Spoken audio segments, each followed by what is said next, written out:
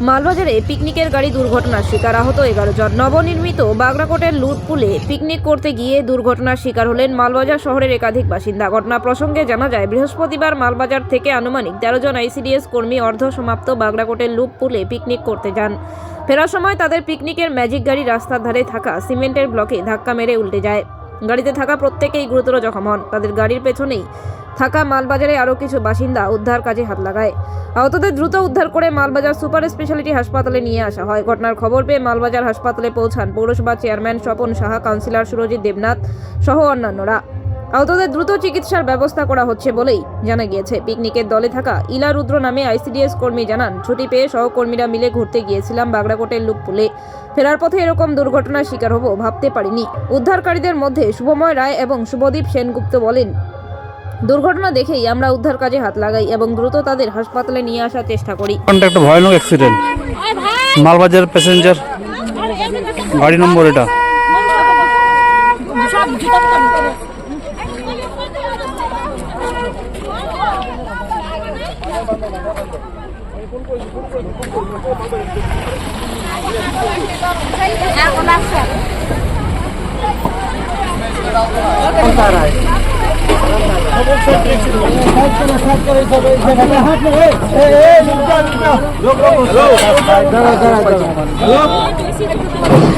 Hello, আরে accident হয়েছে এই যে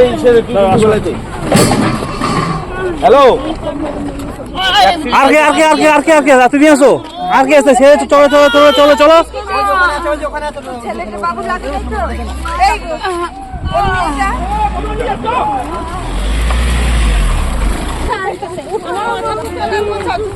আর কেউ ভিতরে আছে? ভিতরে হ্যাঁ,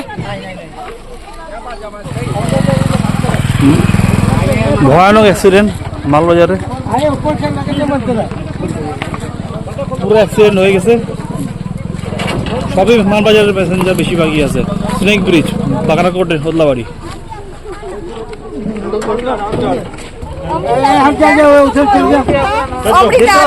আরো আরো আরো আছে নাকি তোমাদের? ইঞ্জিন আছে, ইঞ্জিন আছে। অন্য গাড়ি থামানো যাবে? এই দিদা, এটা আলাদা ভাই। পিছনে গাড়ি আছে, পিছনে গাড়ি আছে। তোমরা যাও। তোমরা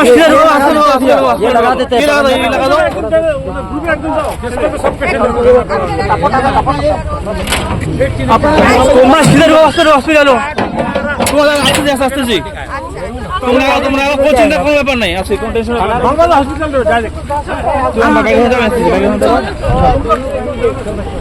এখানে কেউ আছে? ইনজোর্ড কেউ আছে এখানকে?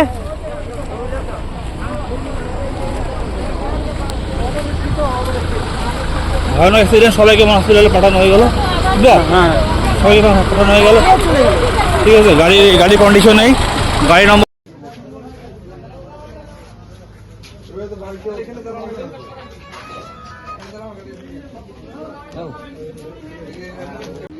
ঠিক আছে, কার কপি কার সেটা তো বলো।